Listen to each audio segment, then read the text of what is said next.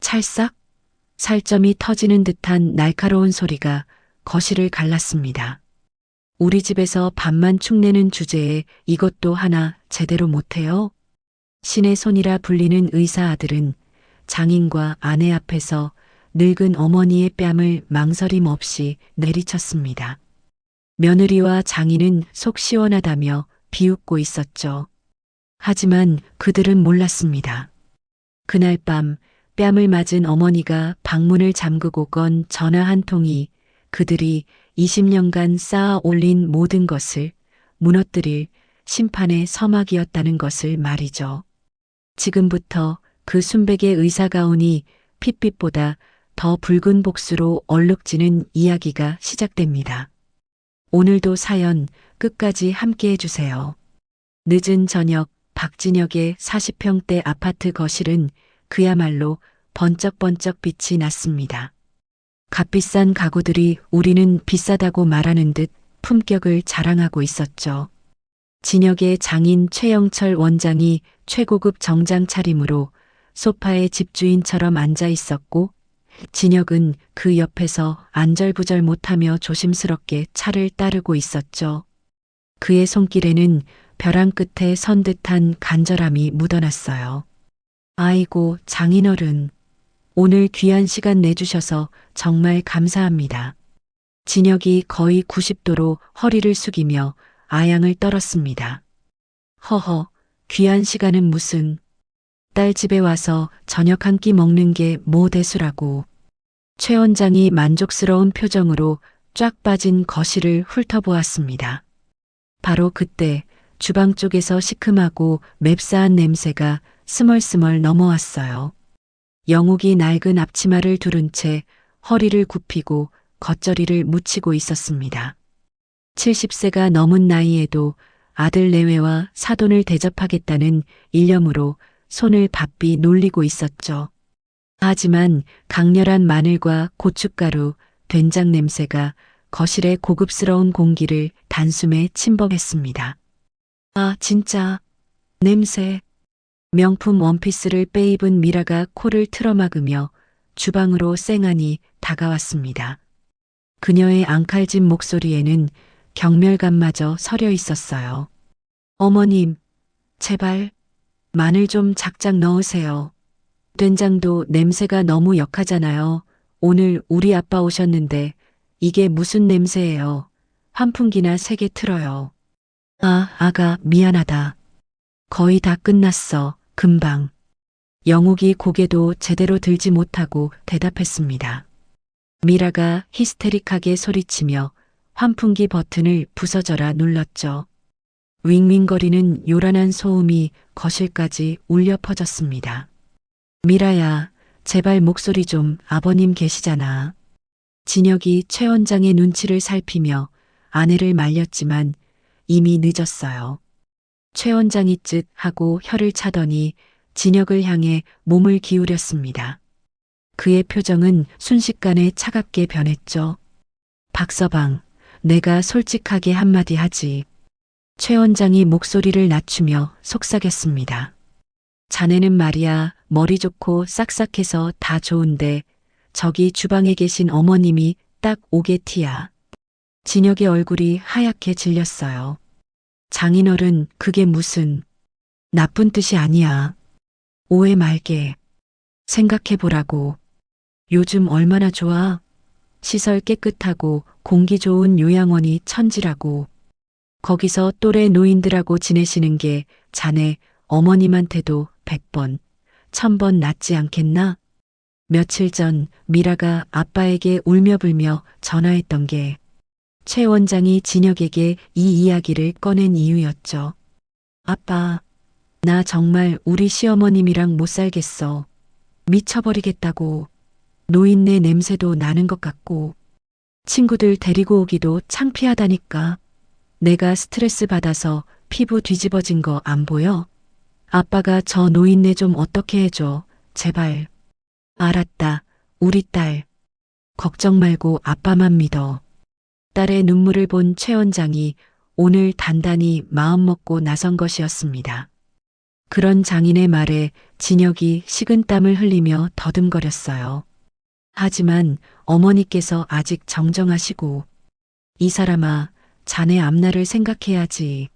부원장 자리가 지금 코앞이야. 이런 사소한 집안 문제로 발목 잡힐 텐가. 자네 와이프, 내 딸 미라 얼굴도 좀 생각하고. 진혁이 침을 꿀꺽 삼켰습니다. 어머니에 대한 죄책감과 의사로서의 야망이 머릿속에서 격렬하게 부딪혔죠.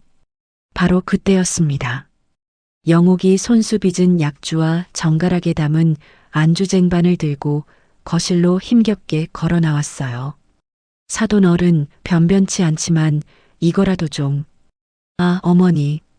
뭘 이런 걸 또. 진혁이 멋쩍게 일어서려는데 바로 그 순간이었습니다. 어머. 영옥의 발이 하필이면 의자 다리에 턱 걸리고 말았죠. 쨍그랑, 와르르.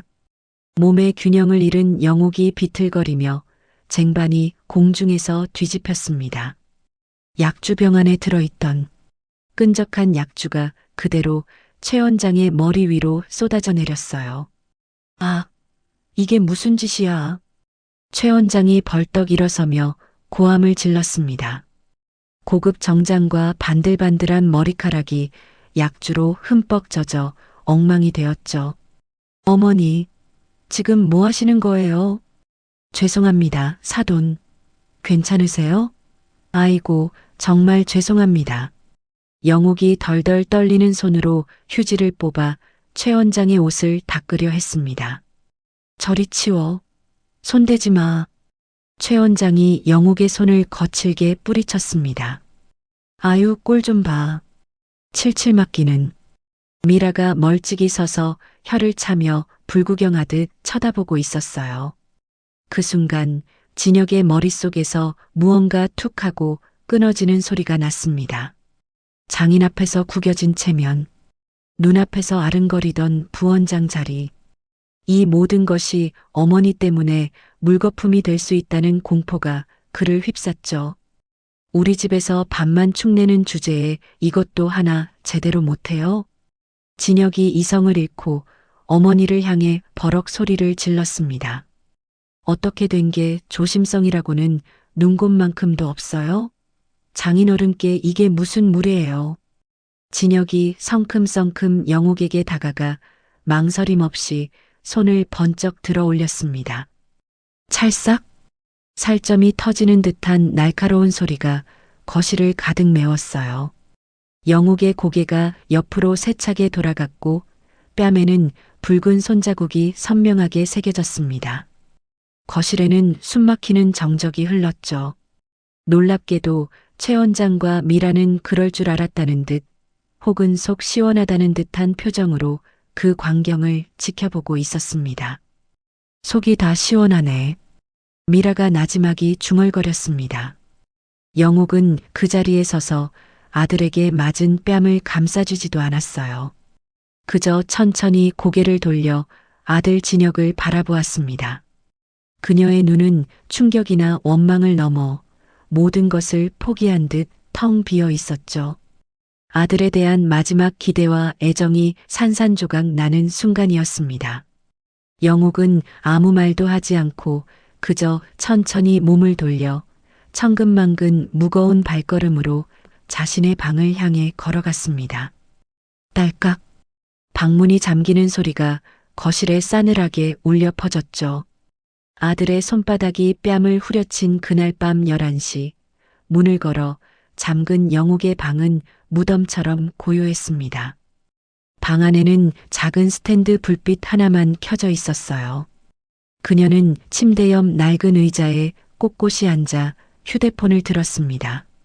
불타는 듯 화끈거리는 뺨에는 아들의 선명한 손자국이 남아 있었지만 그녀의 표정은 분노나 슬픔을 넘어선 차가운 결의로 가득 차 있었죠. 영옥은 망설임 없이 단축번호 1번을 길게 눌렀습니다. 이 본부장. 영옥의 목소리는 낮고 조용했지만 그 안에는 수십 년 묵은 칼날 같은 서늘함이 담겨 있었습니다. 네, 이사장님. 이렇게 늦은 시간에 혹시 무슨 일이라도 생기셨습니까? 전화 너머로 이 본부장의 잠이 덜 깬 당황으로 가득 찬 목소리가 다급하게 들려왔습니다. 일주일 뒤 긴급 이사회를 소집하세요. 영욱의 목소리에는 그 어떤 감정의 동요도 느껴지지 않았습니다. 네, 긴급 이사회라니요? 갑자기, 알겠습니다. 그럼 다음 주 금요일 오후 2시 본사 대회의실로 잡으면 되겠습니까? 좋아요. 그리고 한 가지 더. 영옥이 창밖에 짙은 어둠을 바라보며 말을 이었습니다.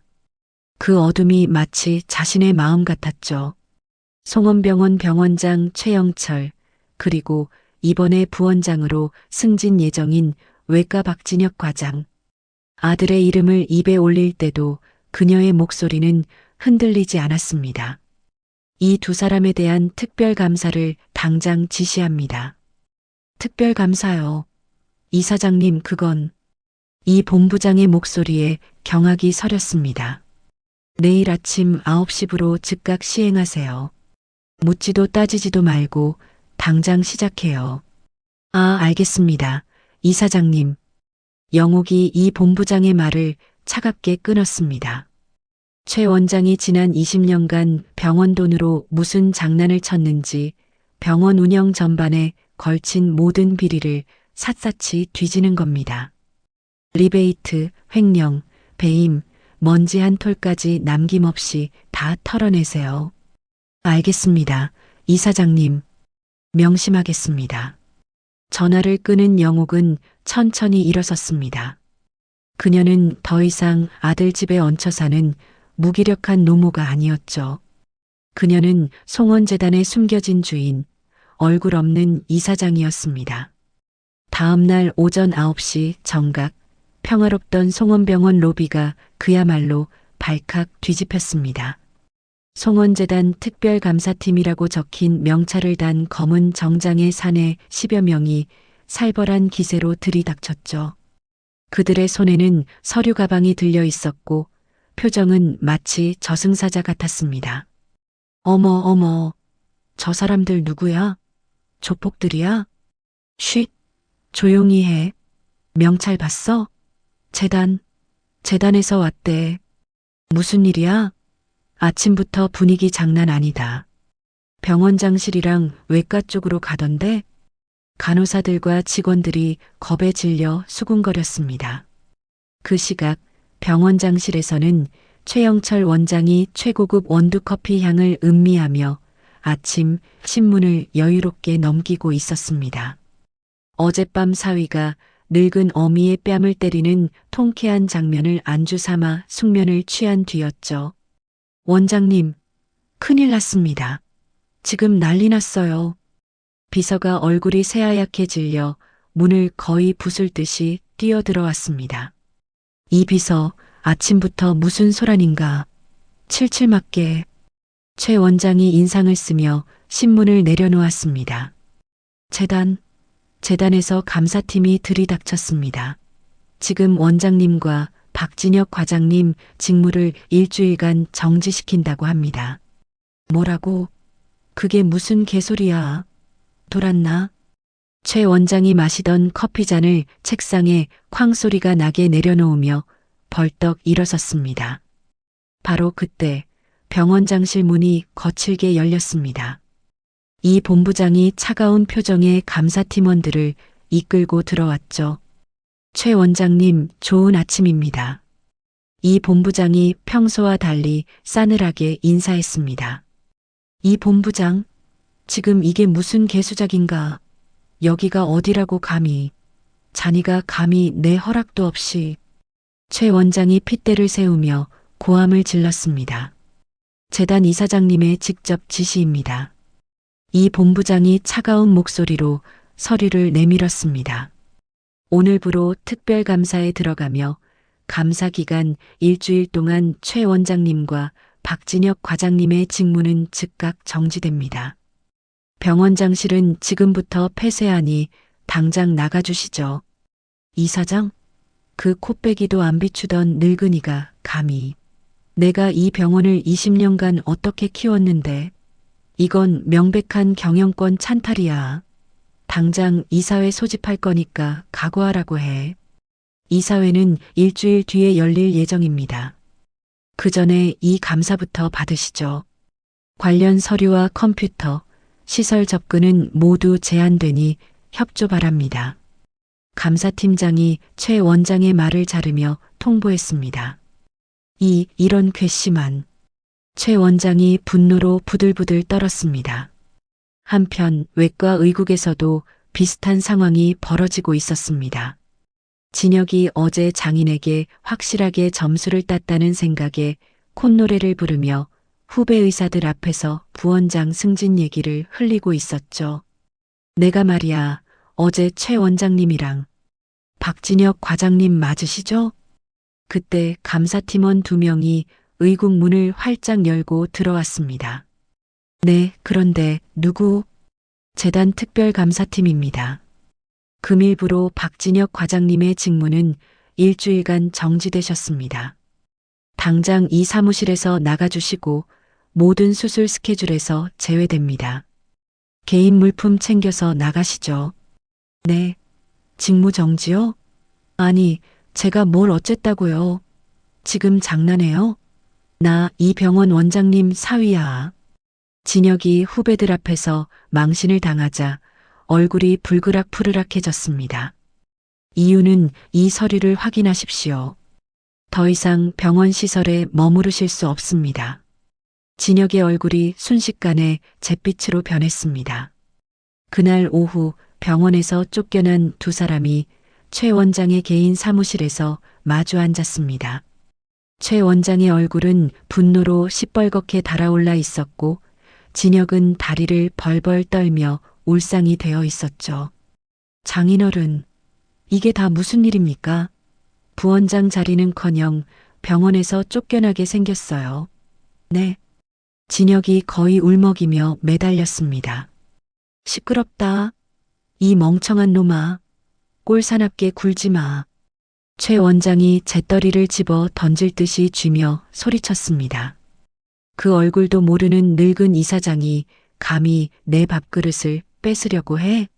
어디서 숨어서 쥐새끼처럼. 절대 그 이사장 뜻대로 되진 않을 거야. 하지만 감사가. 걱정 말게.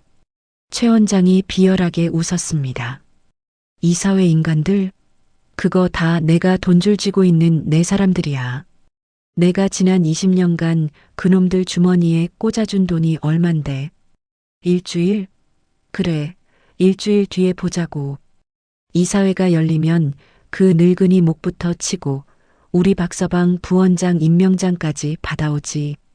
최 원장이 자신만만하게 웃고 있던 그 시간, 송원재단 본사 회의실은 그야말로 전쟁터나 다름없었죠. 수십 대의 컴퓨터가 쉴 새 없이 돌아가고 있었습니다. 최 원장 계좌 전부 뒤지세요. 차명 계좌, 가족 계좌 싹 다. 이 본부장이 눈에 불을 켜고 지시했습니다.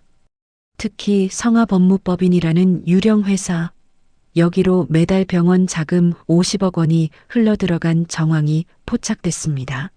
이거 집중적으로 파. 박진혁 과장이 2년 전 냈던 의료사고, 그때 환자 유가족한테 합의금으로 2억 줬다는데 그 돈 출처도 추적해요. 그것도 이 돈에서 나갔는지 당장 확인해. 감사팀원들이 며칠 밤낮으로 컴퓨터 자판을 두드렸습니다. 그리고 마침내 본부장님 찾았습니다. 여기 좀 봐주십시오. 한 팀원이 흥분해서 소리쳤습니다. 성화법무법인, 그거 최 원장이 자기 운전기사 이름으로 만든 페이퍼 컴퍼니 맞습니다. 그 50억으로 뭘 했는지 아십니까? 사채 놀이를 했습니다. 병원 이사회 멤버들한테 돈 빌려주고 이자로 묶어서 자기 하수인으로 만들었습니다. 그뿐만이 아닙니다. 박진혁 과장의 의료사고 합의금 2억. 정확하게 이 비자금에서 빠져나갔습니다. 통장 사본, 입금 내역까지 전부 확보했습니다. 그날 밤 이 본부장의 격앙된 보고가 영옥에게 전해졌습니다. 이사장님, 상상을 초월하는 쓰레기들입니다. 횡령, 배임, 의료법 위반, 사채업까지 증거는 차고 넘칩니다. 완벽합니다. 수고했어요, 이 본부장. 영옥의 목소리는 여전히 파동 하나 없이 차분했습니다. 증거자료 전부 검찰에 넘기세요. 네, 이사장님. 그리고 이사회 당일 회의장에서 바로 체포할 수 있도록 검찰에 체포영장 집행을 요청하세요. 영옥이 마지막 명령을 내렸습니다. 전화를 끄는 영옥은 거울 앞에 섰습니다. 아들의 손에 맞았던 뺨의 붉은 기는 이제 거의 사라졌지만 그날의 모욕과 배신은 뼛속까지 시퍼렇게 새겨져 있었죠. 이제 잔인한 심판의 시간이 다가오고 있었습니다. 재단 감사팀이 병원을 샅샅이 뒤지고 있는 사이 직무정지 사흘째를 맞은 최 원장은 자신의 개인 사무실에서 가만히 앉아 당하고만 있지 않았습니다. 그의 책상 위에는 국내 유력 언론사 기자들의 명함이 흩어져 있었죠. 그는 그중 가장 만만한 기자에게 전화를 걸었습니다. 김 부장, 나 최 원장이야. 기사 하나 써주게. 지금 받아 적을 준비됐나? 최 원장이 수화기를 꽉 쥐고 으르렁거렸습니다. 최영철 원장님, 아이고, 오랜만입니다. 무슨 일이십니까? 전화 너머로 기자의 비굴한 목소리가 들려왔습니다. 당장 받아 적어. 제목은 이렇게 뽑아. 얼굴 없는 유령 이사장, 피눈물 흘리는 환자들.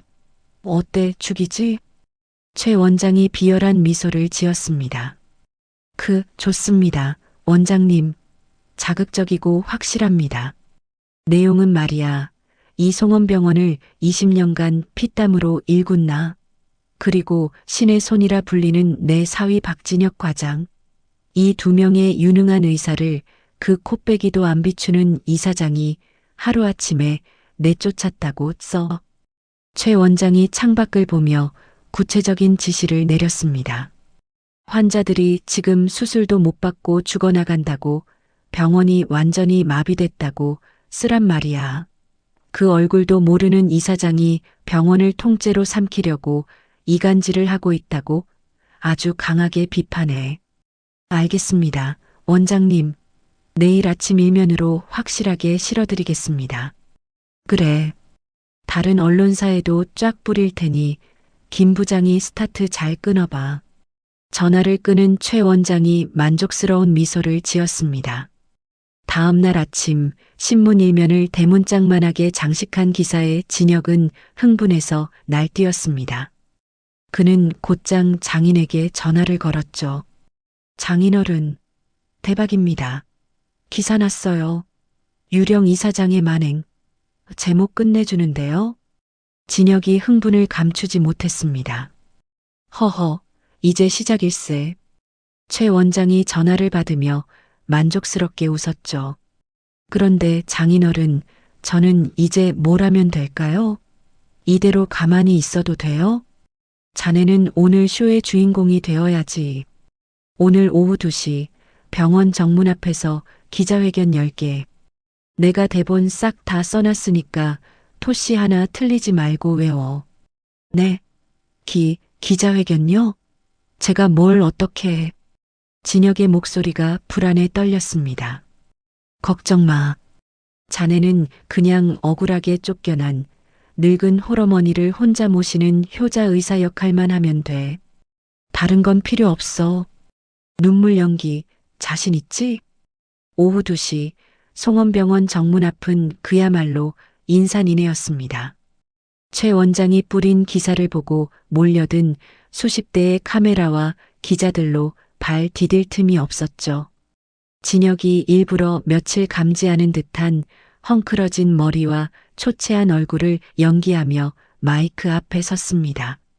안녕하십니까? 송원병원 외과 과장 박진혁입니다. 진혁이 금방이라도 울 듯 떨리는 목소리로 입을 열었습니다.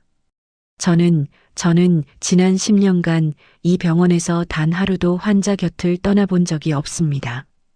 제 모든 것을 바쳤습니다. 카메라 플래시가 미친 듯이 터져 나왔습니다.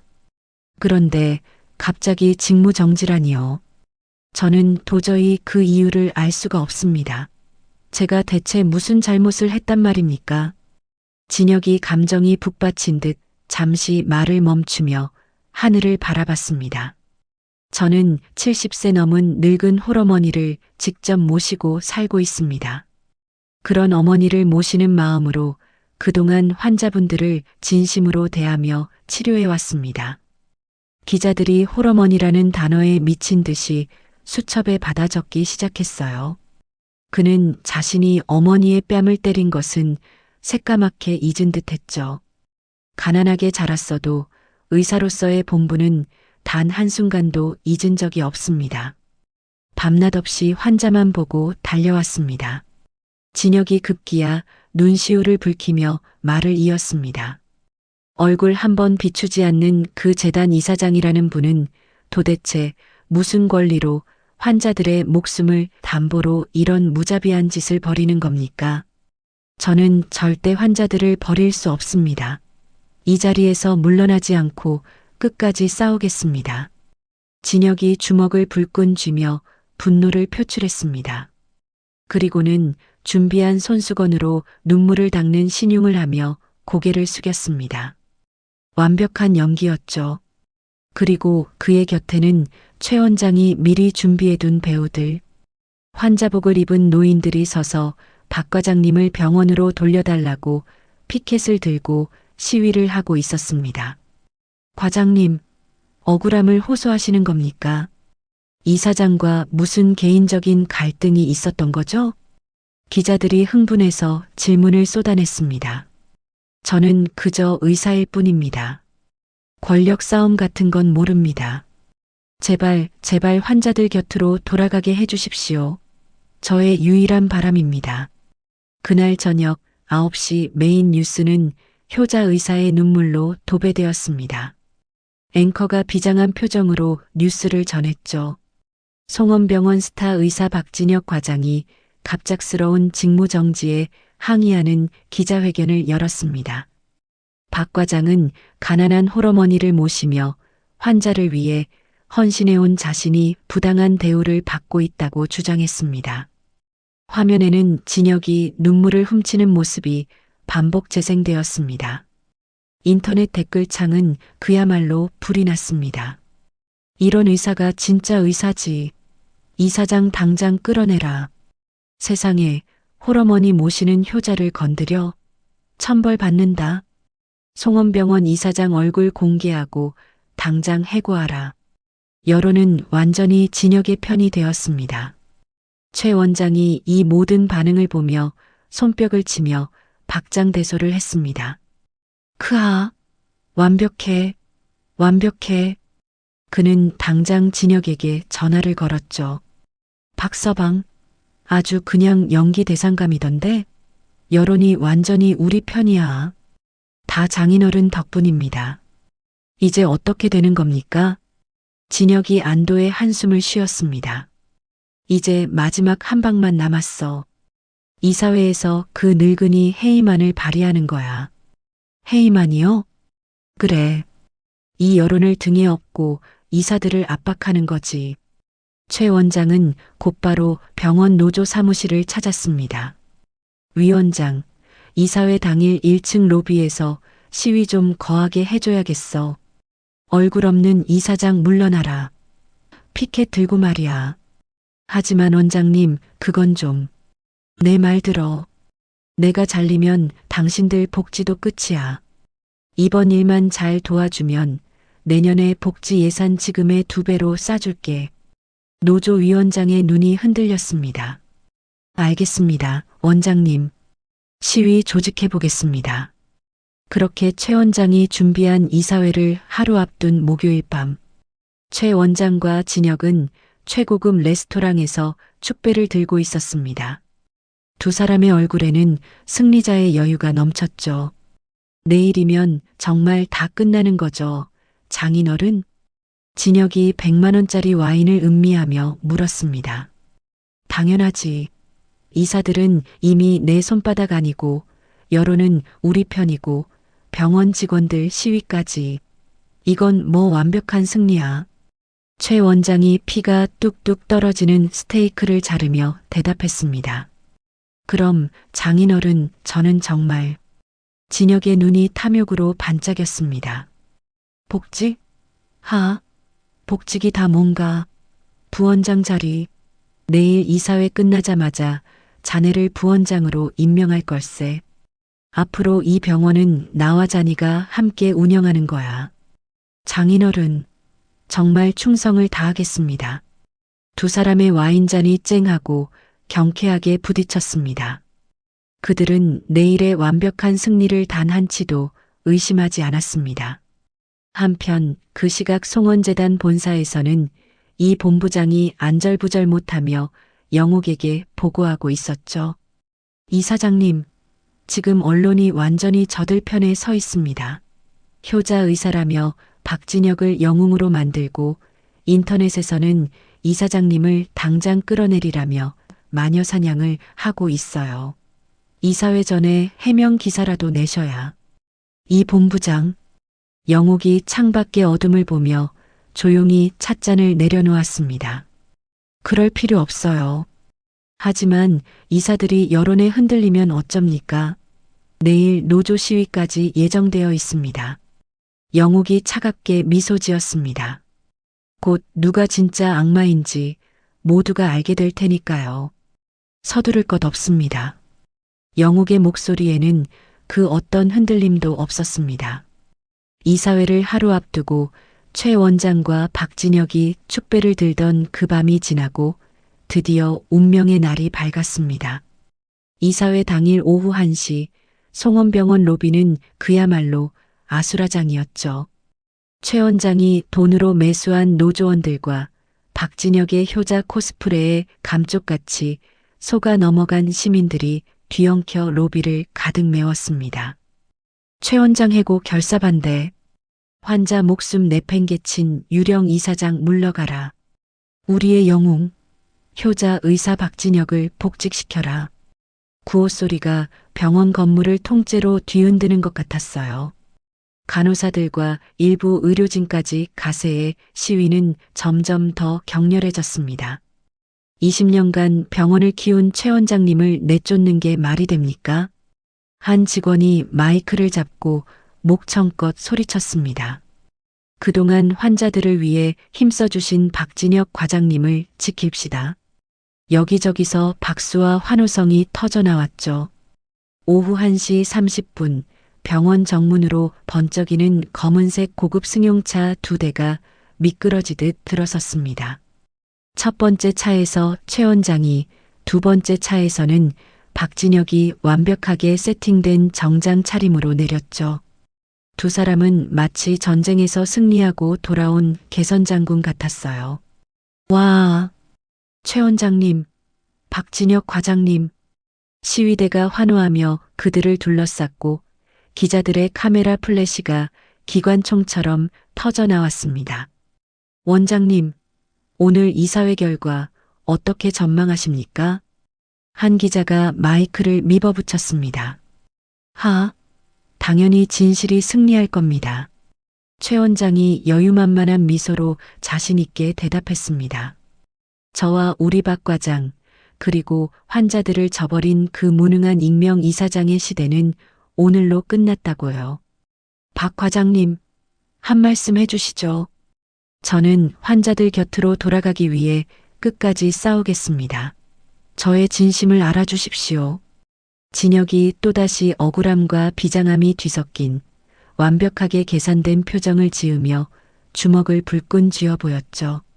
두 사람은 시위대의 박수갈채를 받으며 당당하게 엘리베이터를 향해 걸어갔습니다. 장인어른, 저희 뜻대로 잘 되고 있습니다. 그들의 얼굴에는 승리에 대한 확신이 가득했습니다. 15층 이사회실안은 대형 타원형 테이블 주위로 재단 이사들이 이미 자리를 잡고 있었죠. 하지만 가장 중요한 상석, 이사장 자리는 텅 비어 있었습니다. 아직 안 왔네, 숨은 건가? 최 원장이 자기 집 안방인 듯 여유롭게 자신의 자리에 앉았습니다.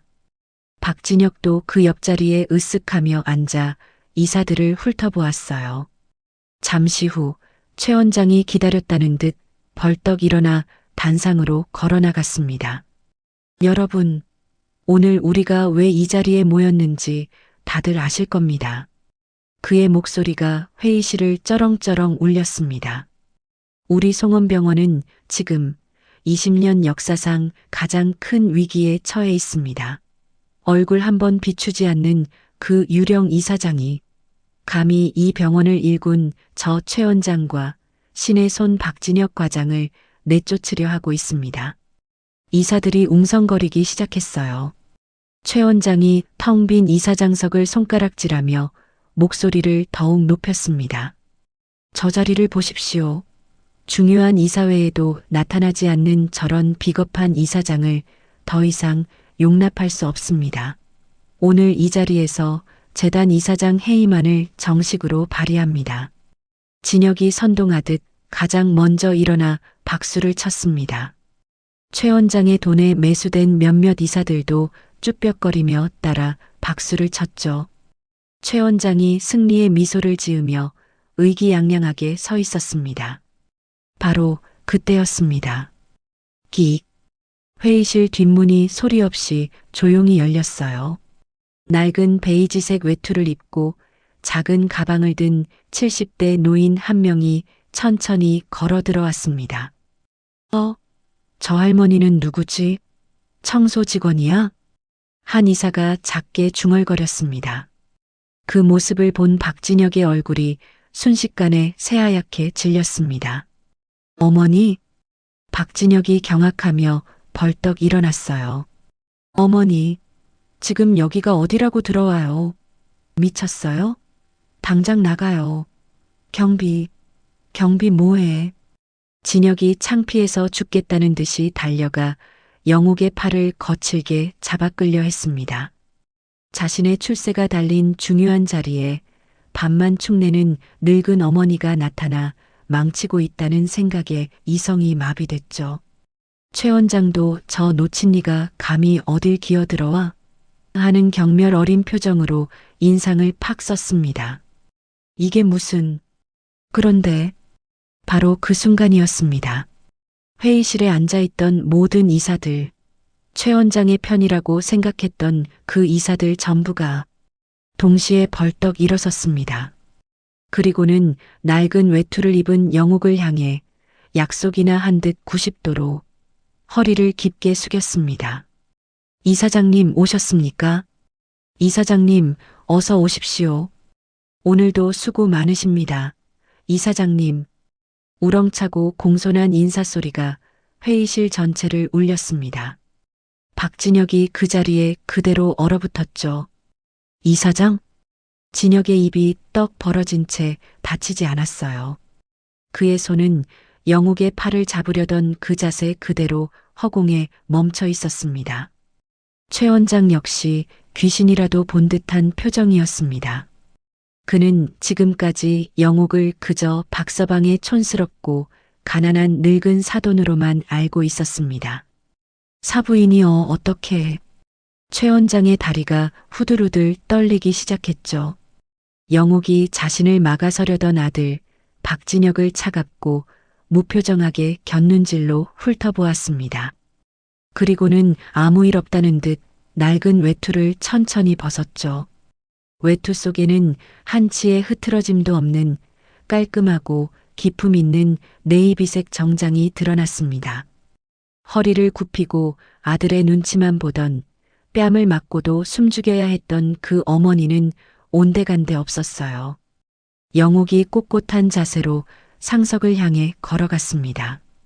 이사들은 그녀가 지나갈 때까지 감히 고개도 들지 못하고 숙이고 있었죠. 진혁은 그 자리에 주저앉을 뻔했고 최 원장은 벽에 기대어 겨우 몸을 가누고 있었습니다. 드디어 상석에 앉은 영옥. 그녀가 작은 가방에서 나무 의사봉을 꺼내 테이블 위에 탁 소리나게 내려놓았습니다. 회의실이 숨소리 하나 없이 조용해졌어요. 이사들도 모두 자리에 앉았습니다. 영옥이 의사봉을 들어 테이블을 2번 가볍게 두드렸습니다. 똑똑. 긴급 이사회를 시작하겠습니다. 그 목소리에는 얼음장 같은 절대적인 권위가 실려 있었죠. 진혁과 최 원장은 아직도 이 끔찍한 현실을 받아들이지 못한 채 멍하니 그 모습을 바라볼 뿐이었습니다. 박진혁과 최 원장이 멍하니 서 있는 그 싸늘한 정적을 깨고 영옥이 다시 한번 의사봉을 두드렸습니다. 오늘 긴급 이사회의 첫 번째 안건을 상정하겠습니다. 그녀의 목소리는 차분했지만 회의실의 모든 공기를 얼려버릴 듯 단호했습니다. 안건 1호, 병원장 최 원장 해임 및 고발의 건입니다. 뭐라고? 최 원장이 그제야 정신이 든 듯 벌떡 일어서며 괴성을 질렀습니다. 이건 말도 안 되는 소리야. 날 해임해? 내가 무슨 잘못을 했다고. 그의 얼굴이 분노로 시뻘게 달아올랐습니다. 이건 무효야. 절차도 근거도 없는 이사회는 무효라고. 당장 집어치워. 최 원장이 주먹을 쥐고 단상을 향해 소리쳤습니다. 바로 그때 회의실 한쪽 문이 열리고 이 본부장이 노트북과 프로젝터를 들고 척척 걸어 들어왔습니다. 그는 최 원장과 박진혁은 쳐다보지도 않고 영옥에게만 공손히 인사했죠. 이사장님, 준비 완료했습니다. 시작하세요. 영옥이 고개를 끄덕였습니다. 이 본부장이 프로젝터를 켜자 회의실 정면의 대형 스크린에 송원병원 특별감사 결과보고서라는 거대한 제목이 떠올랐습니다. 이게 다 뭐야? 최 원장이 스크린을 보며 소리쳤어요. 지금부터 최 원장의 비리 내역을 공개하겠습니다. 이 본부장이 리모컨을 누르며 첫 번째 화면을 띄웠습니다. 그것은 바로 은행 거래 내역이었죠. 최 원장은 지난 5년간 성화법무법인이라는 유령 회사를 통해 병원 자금 총 350억 원을 횡령했습니다. 350억? 이게 사실이야? 이사들이 경악하며 웅성거렸습니다. 이 성화법무법인은 실체가 없는 페이퍼 컴퍼니로 최 원장이 자신의 운전기사 명의로 직접 설립한 것으로 밝혀졌습니다. 스크린에는 법무법인 등기부등본과 최 원장의 서명이 담긴 서류들이 차례로 나타났습니다. 아니야. 그건. 최 원장이 말을 더듬기 시작했습니다. 더 충격적인 사실은 이 횡령한 돈으로 불법 사채업을 운영했다는 점입니다. 다음 화면에는 빽빽한 장부들이 떠올랐습니다. 연 20% 이상의 고금리로 돈을 빌려주며 폭리를 취했습니다. 그리고 이 본부장이 잠시 말을 멈추고 이사들을 훑어보았습니다. 이 불법 수익의 일부를 바로 이 자리에 계신 몇몇 병원 이사님들께 뇌물로 제공하려 한 정황까지 포착됐습니다. 스크린에 몇몇 이사들의 이름과 의심스러운 자금 내역이 뜨자 해당 이사들은 창백한 얼굴로 고개를 푹 숙였습니다. 더 나아가 이 본부장이 스크린을 향해 소리쳤습니다. 사위인 박진혁 과장의 의료사고를 은폐하기 위해 합의금 2억 원을 바로 이 비자금에서 지출했습니다. 박진혁의 얼굴이 그야말로 잿빛이 되었습니다. 그 대가로 박진혁을 자신의 공범으로 만들어 병원의 모든 비리에 대해 입막음을 한 것으로 드러났습니다. 스크린에는 의료사고 관련 서류와 합의서, 그리고 돈의 흐름을 보여주는 증거들이 쏟아져 나왔죠. 조작이야. 전부 다 조작이라고. 최 원장이 스크린을 미친 듯이 가리키며 악을 썼습니다. 누가 감히 이런 걸 만들어냈어. 이건 음모야. 이 늙은이가 날 모함하는 거라고. 하지만 이사들의 시선은 이미 얼음장처럼 차가워져 있었습니다. 모든 자료는 국세청과 금융감독원의 협조를 받아 확보한 명백한 증거 자료입니다. 이 본부장이 침착하게 설명했습니다. 바로 그 순간 쾅! 회의실 문이 거칠게 열렸습니다. 검찰 수사관입니다. 검은 정장을 입은 수사관 4명이 들이닥쳤습니다. 가장 앞선 수사관이 영장을 높이 쳐들고 외쳤죠. 최영철 씨, 특정경제범죄 가중처벌 등에 관한 법률 위반, 횡령 및 배임 혐의로 긴급 체포합니다. 뭐라고? 체포? 최 원장이 뒷걸음질 치며 소리쳤습니다. 이건 함정이야. 음모라고. 이 사장, 당신이 꾸민 짓이지. 수사관들이 최 원장에게 달려들어 양팔을 붙잡았습니다. 그때 영옥이 상석에서 천천히 일어섰습니다. 그녀가 회의실의 모든 것을 압도하는 목소리로 최 원장을 불렀습니다. 최 원장, 회의실에 무거운 침묵이 흘렀습니다. 당신은 의사가 아니었습니다. 그저 환자의 피를 빨아먹고 병원에 기생하던 더러운 기생충이었을 뿐입니다. 당신이 감히 누구라고? 20년간 이 병원을 키워온 내가 기생충이라고. 환자의 생명으로 돈벌이를 하고 의료진을 매수해 사고를 덮고 병원 돈을 훔쳐 사채업을 한 당신이 기생충이 아니면 뭡니까? 영옥의 목소리에는 차가운 분노가 실려 있었죠. 이제 그 더러운 기생충을 박멸할 시간입니다. 아니야. 이거 나. 이 손 놓으라고. 최 원장이 발버둥 쳤지만 건장한 수사관들을 당해낼 순 없었습니다. 바로 그때 아빠. 회의실 문이 다시 열리며 미라가 울부짖으며 뛰어들어왔습니다.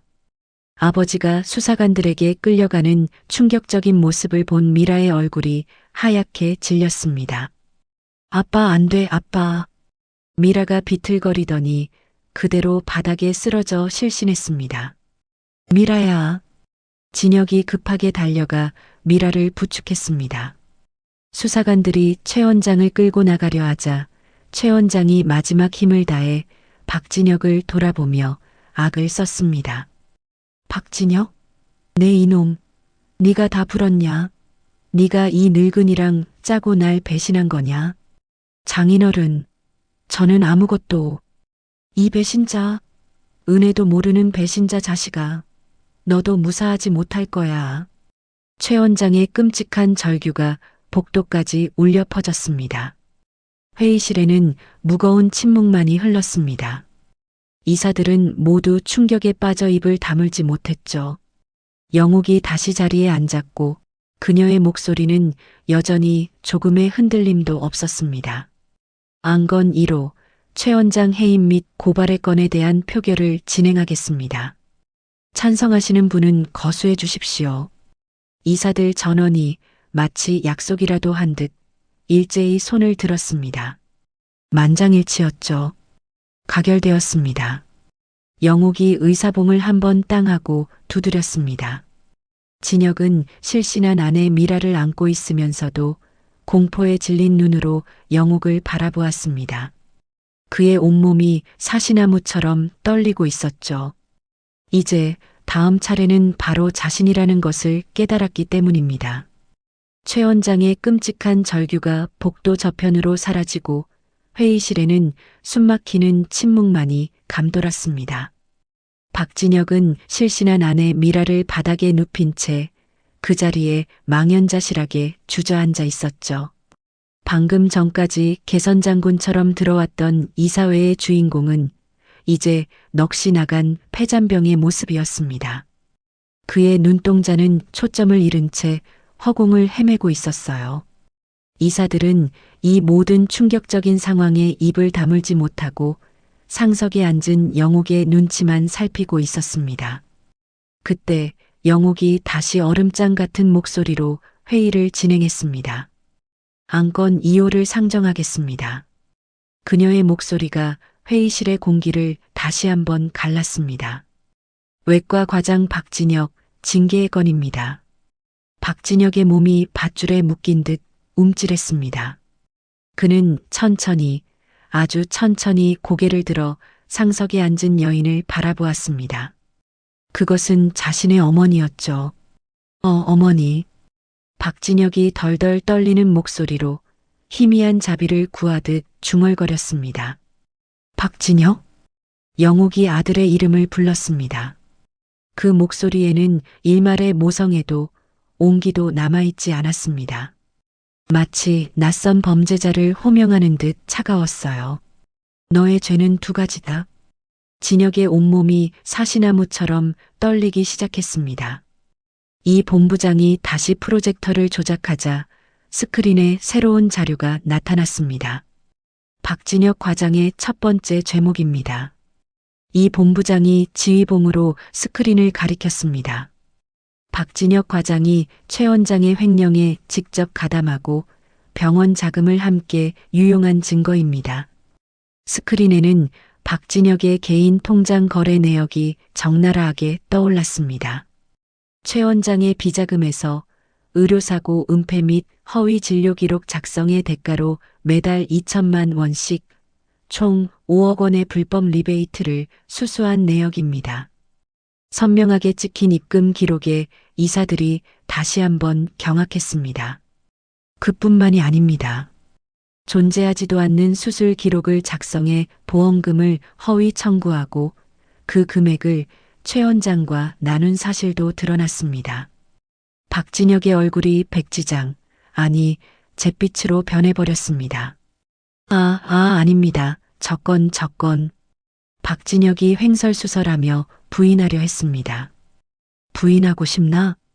영옥이 얼음 같은 눈으로 아들을 쏘아보았습니다. 어머니, 저는 장인어른이 시켜서 아직 끝나지 않았다. 영옥이 손을 들어 박진혁의 구차한 변명을 막았습니다. 이 본부장, 두 번째 죄목을 보여주세요.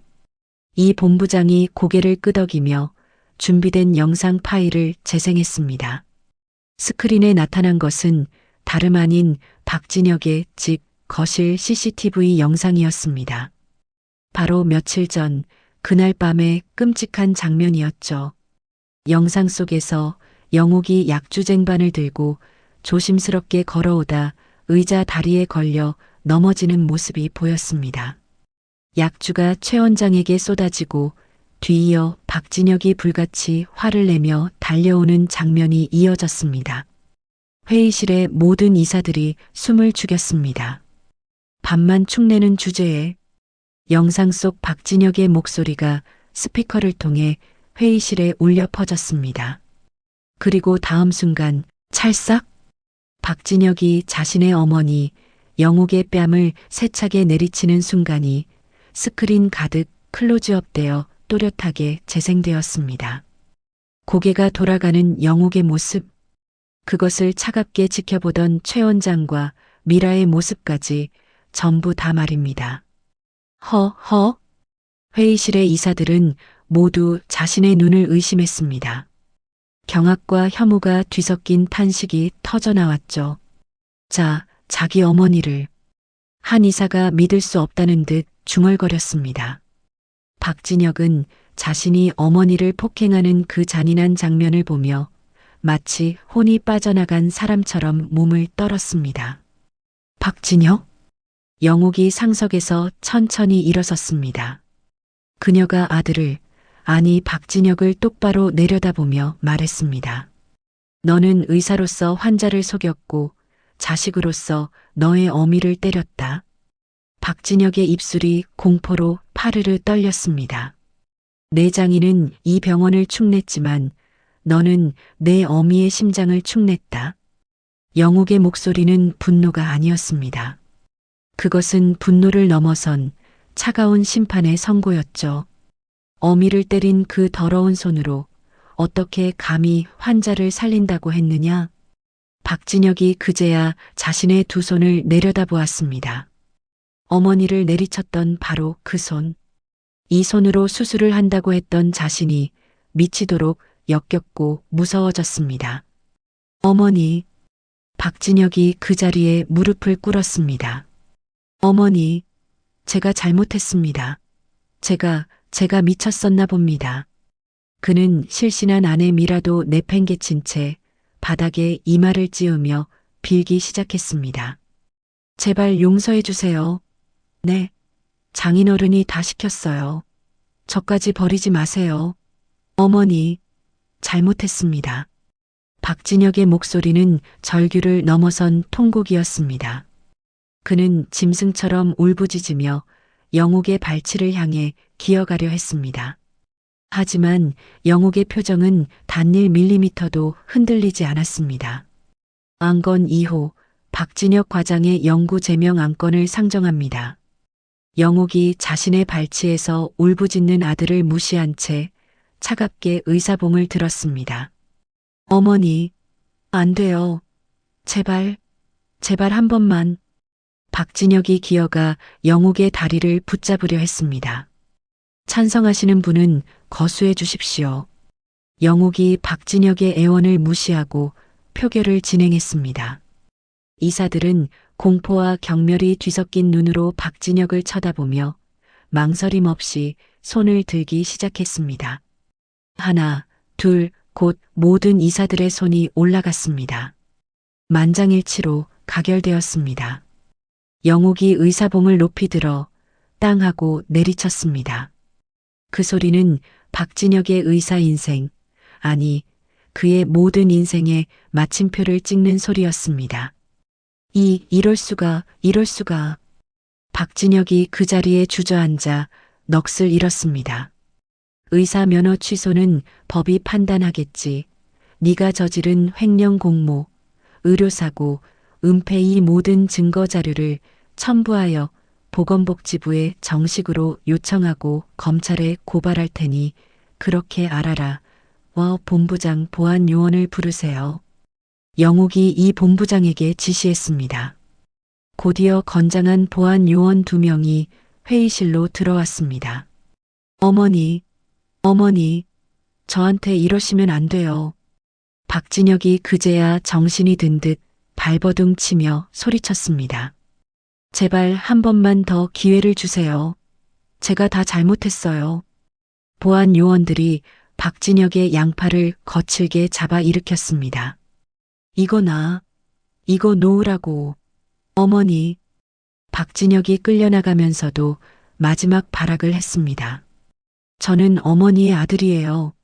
하나밖에 없는 아들이라고요. 어머니. 그의 절규가 복도 끝으로 사라질 때까지 메아리 쳤습니다. 회의실에는 다시 끔찍한 정적이 흘렀죠. 바닥에는 여전히 실신한 채 버려진 미라가 누워 있었습니다. 영옥은 천천히 일어서서 창밖을 바라보았습니다. 아래쪽 로비에서는 아직도 박진혁 복귀를 외치는 어리석은 시위대들의 구호 소리가 희미하게 들려왔습니다. 하지만 이제 그들이 지지하던 2명의 영웅은 모두 사라졌죠. 영옥의 눈에는 더 이상 눈물도 슬픔도 없었습니다. 그녀가 원하던 정의는 실현되었습니다. 하지만 그 정의의 대가는 자신의 손으로 아들을 영원히 잘라내는 것이었습니다. 이사회가 끝나고 그 지옥 같았던 밤이 지났습니다. 다음 날 진혁은 병원에서 자신의 물건들을 챙기고 있었죠. 옷걸이에는 그의 명예이자 권력이었던 눈부시게 하얀 의사 가운이 걸려 있었습니다. 그는 한때 신의 손이라 불렸던 자신의 손으로 그 가운을 만져보려 했지만 손이 마비된 듯 부들부들 떨려왔어요. 박 과장님. 어제까지 그를 따르던 한 간호사가 눈치를 보며 조심스럽게 다가왔습니다. 정말 그만두시는 거예요? 어제 이사회 일은 대체. 네. 박진혁이 넋이 나간 사람처럼 힘없이 대답했습니다. 그만두는 게 아니라 쫓겨나는 겁니다. 의사 면허도 취소되겠죠. 간호사의 눈에 그렁그렁 눈물이 고였습니다. 그래도 과장님은 환자들한테는 정말 좋은 의사셨는데. 아니에요. 박진혁이 자조적으로 고개를 저었습니다. 나는 의사가 아니었습니다. 그냥 의사 흉내를 낸 사기꾼이었죠. 그는 의사 가운을 천천히 벗었습니다. 지난 10년간 입었던 그 가운을 마치 시체를 염하듯 개어 로커에 쳐넣었습니다. 다시는 이 가운을 입을 수 없다는 사실이 심장을 짓눌렀죠. 짐 상자를 들고 병원을 나오는 길은 가시밭길 그 자체였습니다. 어제까지 90도로 허리를 숙이며 인사하던 동료 의사들과 마주쳤지만 그들은 모두 귀신이라도 본 듯 고개를 돌리고 피해갔어요. 선배님 하고 따르던 후배들은 이제 그와 눈도 마주치지 않았습니다. 의료사고 은폐범, 어머니를 때린 페류나라는 낙인이 그의 등 뒤에 선명하게 찍혀 있었죠. 지옥 같은 걸음으로 고급 아파트에 돌아오니 현관문이 활짝 열려 있었습니다. 미라가 어제 실신했던 사람이라고는 믿기지 않을 만큼 완벽한 화장을 한 채 거대한 캐리어들을 끌어놓고 있었죠. 미라야, 너 지금 뭐하는? 저리 비켜. 진혁이 다가가려 하자 미라가 벌레 보듯 손을 내저었습니다. 가까이 오지 말라고. 더러우니까. 미라야, 제발 우리 얘기 좀 해. 장인어른 일은 무슨 얘기? 네가 내 뒤통수를 친 얘기? 아니면 어제 다 장인어른이 시켰다고 비겁하게 군 얘기? 미라가 경멸이 가득한 목소리로 독설을 퍼부었습니다. 내가 지금 얼마나 창피하고 굴욕적인지 알아? 우리 아빠는 너네 엄마 때문에 감옥에 갔고 넌 이제 의사도 뭣도 아니잖아. 그냥 백수? 아니, 전과자잖아. 미라가 핸드백에서 서류 한 뭉치를 꺼내 진혁의 얼굴에 그대로 집어 던졌습니다. 종이들이 진혁의 뺨을 스치고 바닥에 흩날렸어요. 이혼 서류야. 당장 도장 찍어. 미라야. 도장 안 찍으면 소송 걸 거야. 어차피 넌 이제 땡전 한 푼 없는 거렁뱅이니까 위자료 줄 것도 없겠네. 아, 그동안 내 밥해 먹이고 내 늙은 엄마 뒤치다꺼리한 내 식모 값이라도 청구해야 하나? 미라가 차갑게 웃으며 캐리어를 끌었습니다. 쾅! 현관문이 닫히는 소리가 진혁의 고막을 찢었습니다. 그는 그 자리에 주저앉아 바닥에 흩어진 이혼 서류 4글자만 멍하니 바라보았습니다. 하지만 불행은 이제 겨우 시작이었습니다. 며칠 후 재단에서 나온 검은 정장의 직원들이 아파트에 들이닥쳤죠. 송원재단 자산관리팀입니다. 재단 소유 아파트명도 집행 나왔습니다. 네, 이게 무슨 소리입니까? 제가 살고 있는 집인데요. 계약서 확인 안 하셨습니까? 본 아파트는 재단 소속 의료진 전용입니다. 박진혁 씨는 어제부로 영구 제명되셨습니다. 당장 방 빼세요. 진혁의 모든 물건, 미라가 버리고 간 고급 가구와 값비싼 전자제품들이 순식간에 짐짝이 되어 복도로 끌려 나왔습니다. 아, 그리고 직원이 차갑게 손을 내밀었습니다. 차량도 반납하셔야죠. 재단 리스 차량입니다. 진혁이 몰던 번쩍이던 BMW 열쇠도 그렇게 빼앗겼습니다. 은행에서는 더 절망적인 소식이 기다리고 있었습니다. 고객님, 계좌가 전부 동결 처리되었습니다. 왜요? 내 돈인데 왜요? 검찰에서 범죄 수익금 환수를 위한 동결 요청이 들어왔습니다. 불법 리베이트 수수 혐의에 대한 조치입니다. 통장에 있던 5천만 원 남짓한 비상금마저 모두 묶여버렸죠. 하루아침에 박진혁은 말 그대로 완전한 빈털터리, 거지가 되었습니다. 그는 남은 짐 가방 하나를 들고 어머니가 예전에 살았던 그 지긋지긋하게 벗어나고 싶었던 시장통의 쪽방촌으로 향했습니다. 보증금도 필요 없는 월세 30만 원짜리 공용 화장실 원룸이었죠. 방에 들어서자 곰팡내와 하수구 냄새가 코를 찔렀습니다. 흑, 이게 내 집이라니. 썩은 장판 위에 주저앉은 진혁의 입에서 울음이 터져나왔습니다. 다음 날부터 진혁은 이력서를 들고 작은 병원들을 돌아다녔습니다. 죄송합니다. 저희는 박진혁 씨를 채용할 수 없습니다. 지금 언론이 난리인 거 아시죠? 다른 일이라도 청소라도 하겠습니다. 시켜만 주십시오. 어휴, 됐습니다. 어머니 때린 의사, 의료사고, 은폐범을 우리 병원에 들여서 이미지 망칠 일 있습니까? 가세요, 가.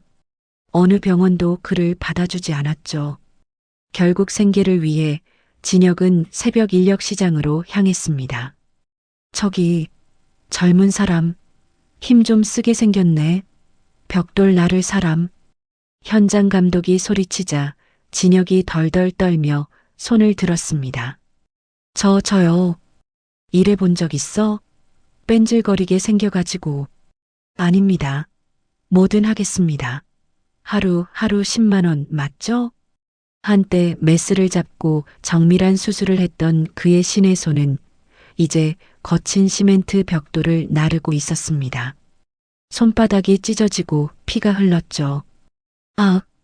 진혁이 피투성이가 된 손을 보며 울부짖었습니다. 내 손, 환자를 살리던 내 비싼 손인데 일을 마치고 받은 10만 원. 그는 그 돈으로 소주병을 샀습니다. 쪽방에서 혼자 술을 마시며 현실을 부정했죠. 이건 꿈이야. 이건 악몽이야. 하지만 며칠 뒤 그는 벽돌을 나르다 허리를 심하게 삐끗했습니다. 그악! 이제 일용직 노동마저 할 수 없게 된 겁니다. 돈이 완전히 떨어진 진혁은 마지막 남은 자존심마저 버리고 결심했습니다. 다음 날 그는 더럽고 냄새나는 몰골로 송원재단 본사 앞에 섰습니다. 이사장님, 아니, 어머니 좀 만나러 왔습니다. 진혁이 접수대에서 빌듯이 말했습니다. 성함이 어떻게 되시죠? 박진혁입니다. 이사장님의 아들. 접수원이 놀란 눈으로 그를 쳐다보더니 어딘가로 전화를 걸었습니다. 잠시 후 건장한 보안 요원 2명이 나타났죠. 이사장님께서 박진혁 씨는 만날 이유가 없는 분이라고 하십니다. 돌아가세요. 아, 아닙니다. 잘못 전한 걸 겁니다. 저는 아들이에요. 하나밖에 없는 아들이라고요. 나가주시죠. 보안 요원들이 진혁의 팔을 우악스럽게 잡았습니다. 어머니, 저 진혁이에요. 어머니, 제발 한 번만. 진혁이 소리쳤지만 그는 짐짝처럼 건물 밖으로 쫓겨났습니다. 쾅 하고 닫히는 거대한 유리문. 진혁은 어머니가 있을 저 높은 최상층을 바라보며 차가운 아스팔트 바닥에 무릎을 꿇었습니다. 어머니, 저를 정말 버리셨습니까? 그는 어머니에게마저 완전히 철저하게 버림받았음을 깨달았습니다. 그날 밤 진혁은 거리를 헤매다 차가운 지하철역 계단에 주저앉았습니다. 사람들이 그를 벌레 보듯 피해갔습니다. 하하. 한때 대한민국 최고의 외과 의사라 불리며 존경받던 남자는 이제 냄새나는 거리의 노숙자가 되어 빈 소주병을 껴안고 있었습니다. 지하철역에서 며칠간 새우잠을 자던 진혁은 더 이상 버틸 수가 없었습니다. 허리 통증은 진통제도 없이 방치되어 그를 밤새 괴롭혔고 며칠을 굶어 위액이 역류했죠. 그는 이 지옥 같은 고통과 굶주림 속에서 마지막 이성의 끈을 놓아버렸습니다.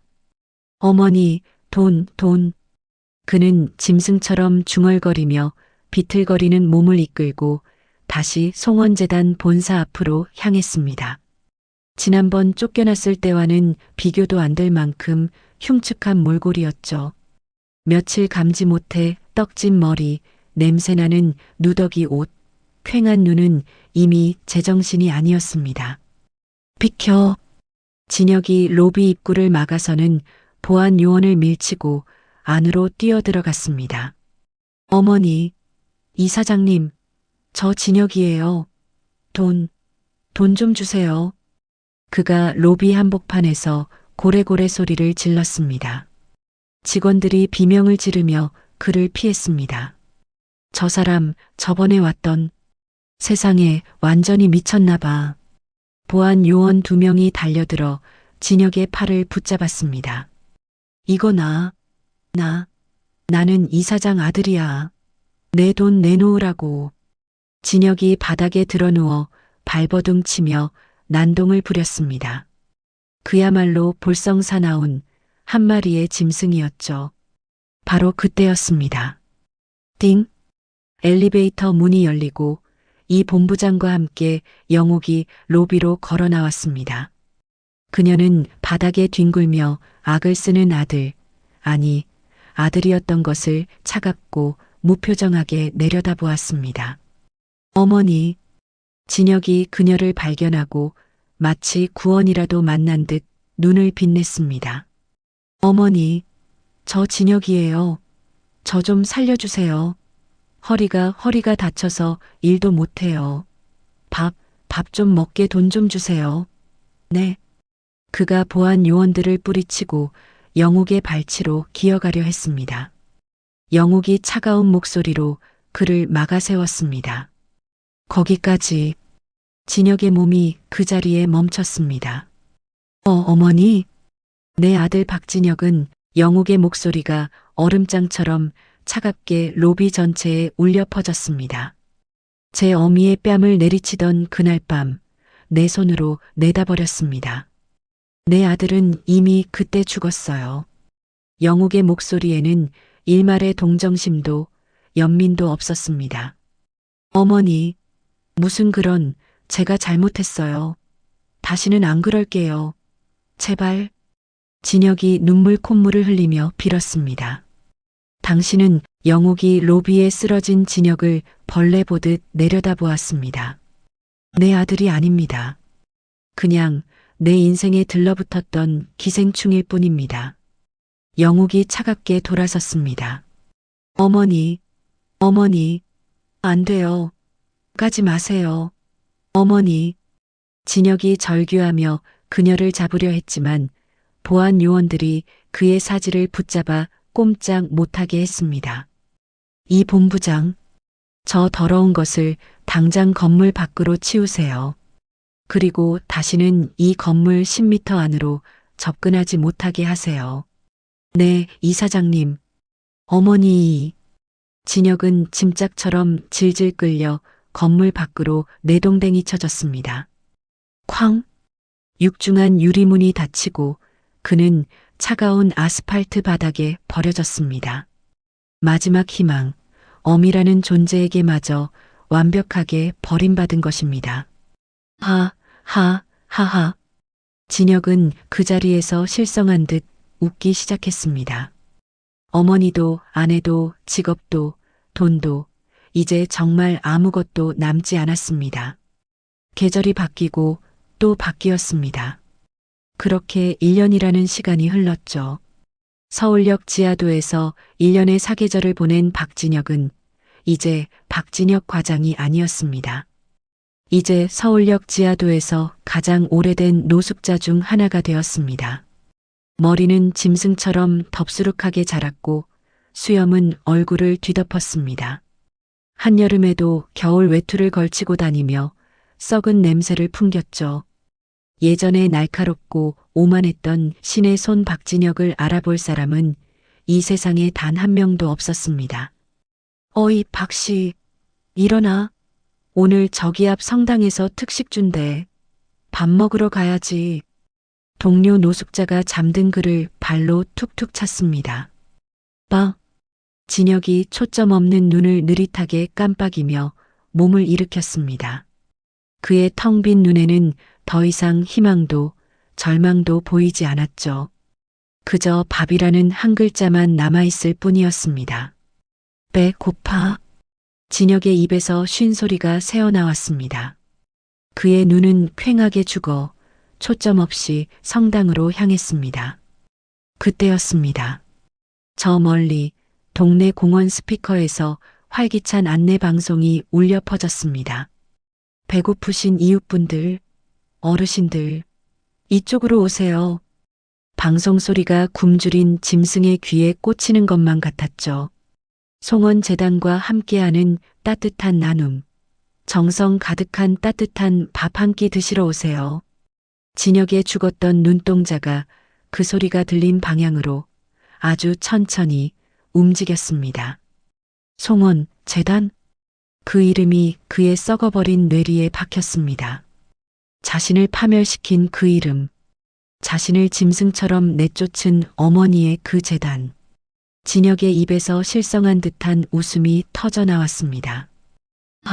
하하하. 웃음소리는 기침이 되어 터져 나왔고 그는 허리를 붙잡고 바닥에 주저앉을 뻔했습니다. 기가 막히네. 하필 거기서 밥을 줘? 그를 나락으로 떨어뜨린 바로 그 재단이 이제 그에게 밥을 준다는 이 끔찍한 운명의 장난. 하지만 3일을 굶은 위장은 그깟 자존심이나 분노 따위는 이미 오래전에 소화시켜버렸습니다. 밥. 그 한 글자가 모든 생각을 지배했죠. 밥 먹어야 해.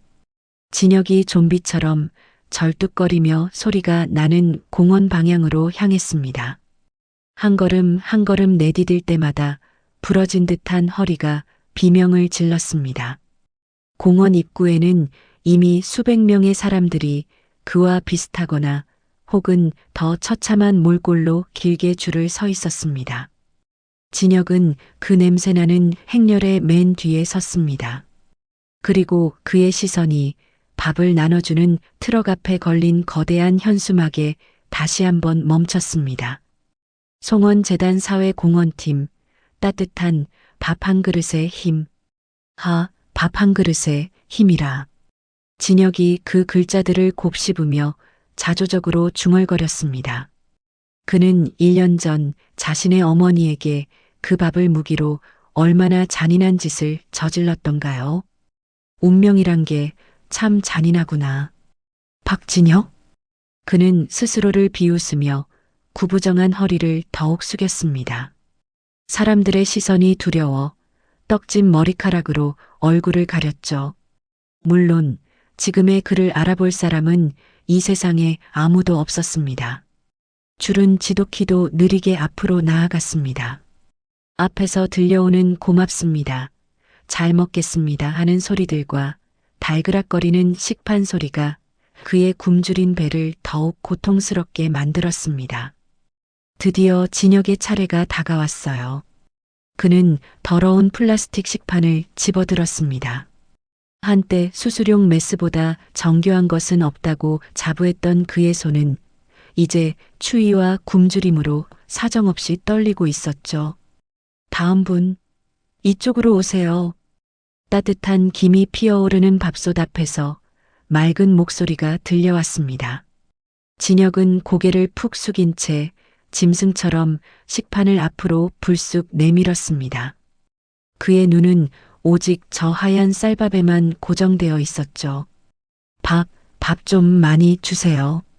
그의 입에서 모기만 한 목소리가 기어 나왔습니다. 네, 추우신데 고생 많으셨어요. 밥 많이 드세요. 봉사자가 따뜻하고도 기품 있는 목소리로 대답하며 밥을 퍼주려 했습니다. 그 목소리, 진혁의 모든 움직임이 그 자리에서 멈췄습니다. 지난 1년간 지옥 같은 현실 속에서 단 한순간도 잊어본 적 없는, 아니, 잊을 수 없었던 그 목소리였습니다. 진혁은 마치 태엽이 감긴 로봇처럼 아주 천천히 고개를 들었습니다. 떡진 머리카락 사이로 그의 퀭한 두 눈이 정면을 향했습니다. 그 순간 밥을 푸고 있던 봉사자와 눈이 정면으로 마주쳤습니다. 시간이 멈췄습니다. 아니, 세상이 무너져 내리는 것 같았죠. 하얀 위생 모자, 깔끔한 재단 앞치마. 1년의 세월이 흘렀지만 그 얼굴에는 여전히 범접할 수 없는 품위가 흐르고 있었습니다. 바로 어머니 영옥이었습니다. 진혁의 입에서 헉하는 신음이 터져 나왔습니다. 어머니, 쿵. 식판이 진혁의 떨리는 손에서 미끄러져 차가운 바닥으로 떨어졌습니다. 요란한 플라스틱 소리가 급식소의 모든 소음을 집어삼켰습니다. 줄을 서 있던 사람들, 밥을 먹던 사람들, 다른 봉사자들, 모두의 시선이 소리가 난 곳, 그리고 그곳에 서 있는 두 사람에게로 쏠렸습니다. 진혁은 그 자리에서 그대로 무릎을 꿇었습니다. 아니, 다리에 힘이 풀려 무너져 내렸다는 표현이 맞았죠. 그는 자신의 어머니를 1년 만에 자신이 그토록 경멸하던 밥을 구걸하는 가장 비참한 순간에 마주하고 만 것입니다. 그 순간 1년 전 그날 밤의 기억이 지옥 같은 그날의 목소리가 수백 개의 스피커가 되어 그의 뇌를 강타했습니다.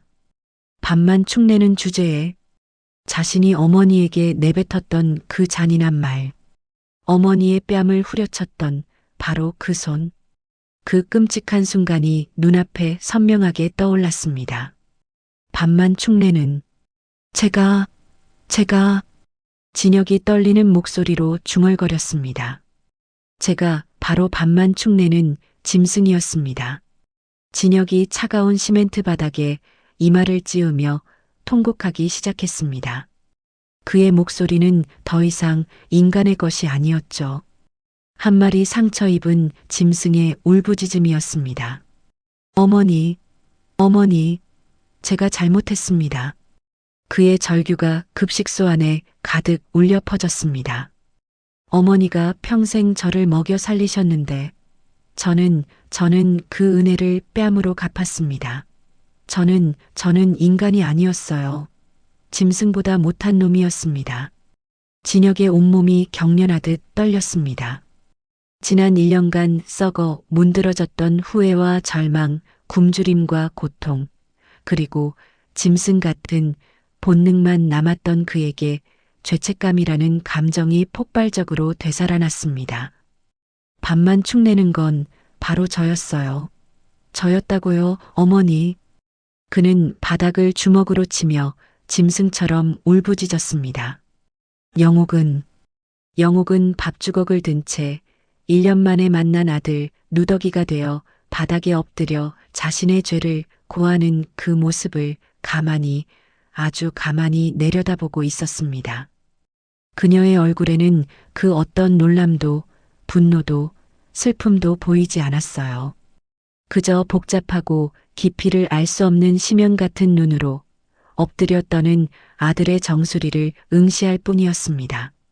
마치 이 순간이 올 것을 이미 알고 있었다는 듯이 말입니다. 진혁은 바닥에 엎드린 채 고개도 들지 못하고 계속 울고 있었습니다. 그의 어깨가 앙상한 누더기 안에서 작게 떨리고 있었어요. 그때였습니다. 영옥이 밥주걱을 든 손을 천천히 내려놓았습니다. 그녀는 바닥에 엎드린 진혁을 지나치지도 부축하지도 않았습니다.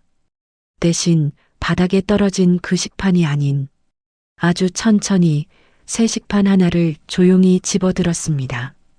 칙!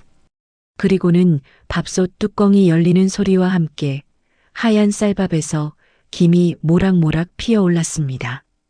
영옥은 밥주걱으로 그 따뜻한 밥을 정성스럽게 퍼담기 시작했어요. 한 주걱, 그리고 또 한 주걱. 마치 굶주린 아들에게 주던 그 옛날처럼 밥이 식판 가득 소복하게 쌓였습니다. 그리고 영옥은 반찬통으로 손을 옮겼습니다. 그녀의 손이 잠시 멈칫했죠. 그녀는 다른 반찬이 아닌 1년 전 그날 최 원장이 방문했을 때 아들이 그토록 냄새난다며 경멸했던 바로 그 겉절이를 집어 올렸습니다.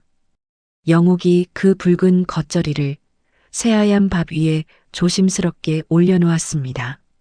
박진혁은 여전히 바닥에 엎드린 채 고개도 들지 못하고 흐느끼고 있었습니다. 그의 앙상한 어깨가 누더기 옷 안에서 가늘게 떨리고 있었죠. 일어나세요.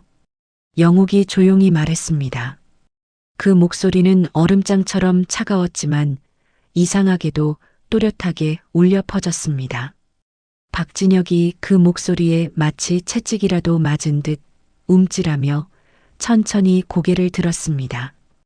그의 얼굴은 눈물과 콧물, 그리고 며칠 묵은 때로 범벅이 되어 있었습니다. 영옥이 그 밥이 담긴 식판을 박진혁의 눈앞으로 내밀었습니다. 밥 먹거라. 박진혁은 멍하니 그 식판을 바라보았습니다. 하얀 쌀밥, 그리고 그 위에 선명하게 올려진 붉은 겉절이 한 조각. 그것은 밥이 아니었습니다. 그것은 자신의 죄였고 심판이었으며 동시에 구원이었습니다. 박진혁이 떨리는 손을 내밀어 그 식판을 받아들었습니다. 3일 만에 처음 만져보는 따뜻한 온기가 그의 얼어붙은 손에 전해졌습니다. 어머니, 박진혁이 떨리는 목소리로 중얼거렸습니다. 먹어. 영옥이 다시 기계처럼 말했습니다. 그녀의 목소리에는 그 어떤 감정도 실려 있지 않았습니다.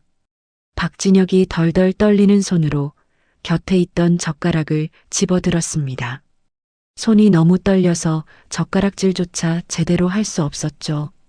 그는 젓가락을 포기하고 그저 짐승처럼 손으로 밥을 움켜쥐려다 간신히 숟가락을 찾아 들었습니다. 첫 숟가락.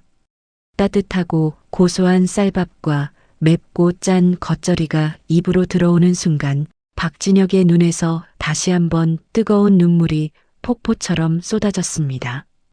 따뜻했습니다. 살아있다는 감각이 지옥 같았던 일련의 기억을 뚫고 혀끝을 강타했습니다. 맛있어요, 정말. 박진혁이 어린아이처럼, 아니, 짐승처럼 울면서 밥을 입에 밀어 넣었습니다. 이것은 용서의 밥상이 아니었습니다. 이것은 어머니가 자신을 짐승만도 못하게 때린 그 원수 같은 아들에게 베푸는 마지막 돌이었습니다. 아무리 미워도, 아무리 끔찍해도 굶주려 죽어가는 자식의 입에 밥 한 술 넣어주는 것이 엄마의 본능이었으니까요. 어머니의 눈물과 자신의 눈물이 밥과 함께 입안에서 섞였습니다.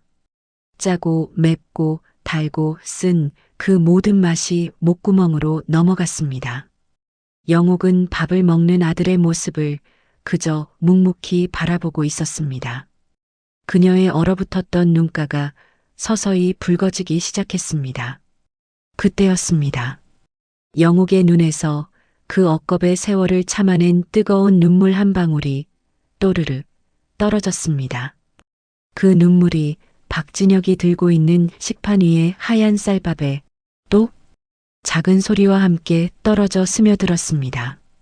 박진혁이 그 소리에 움찔하며 고개를 들었지만 영옥은 그 눈물을 마지막으로 아들에게서 시선을 완전히 거두었습니다. 그녀는 천천히, 아주 천천히 몸을 돌렸습니다. 그 뒷모습은 그 어떤 말보다도 단호했습니다. 다음 분, 어서 오세요. 영옥이 다음 줄 서 있던 노숙자를 향해 소리쳤습니다. 그녀의 목소리는 언제 울었냐는 듯 다시 평온하고 따뜻한 봉사자의 목소리로 돌아와 있었습니다. 한 노숙자가 앞으로 나오자 영옥이 따뜻한 미소를 지으며 그에게 밥을 퍼주었습니다. 날이 춥죠? 많이 드세요. 마치 방금 전에 지옥 같은 재회는 아무 일도 없었다는 듯이 말입니다. 박진혁은 어머니의 그 뒷모습을 바라보며 깨달았습니다. 자신은 영원히 용서받지 못했다는 것을. 어머니는 굶주린 짐승에게 밥을 주었지만 그것은 더 이상 아들에게 주는 사랑의 밥이 아니었습니다. 그것은 그저 어미라는 존재의 마지막 의무이자 아들과의 인연을 끊어내는 마지막 이별의 의식이었습니다. 어머니, 박진혁이 밥알을 삼키며 작은 소리로 불렀지만 영옥은 끝내 돌아보지 않았습니다. 그녀는 계속해서 낯선 타인들에게 자신의 아들에게는 주지 않았던 그 따뜻한 미소로 밥을 퍼주고 있었습니다. 박진혁이 마지막 한 톨의 쌀밥까지 싹싹 긁어먹고 일어섰습니다. 그는 빈 식판을 반납대에 조용히 놓고 비틀거리며 급식소를 나왔습니다. 차가운 겨울바람이 그의 누더기 옷을 파고들었습니다. 그는 급식소 창문 너머로 여전히 분주하게 밥을 푸고 있는 어머니의 모습을 바라보았습니다. 박진혁이 그 자리에서 차가운 아스팔트 바닥에 다시 무릎을 꿇었습니다. 이번에는 소리내어 울지 않았습니다.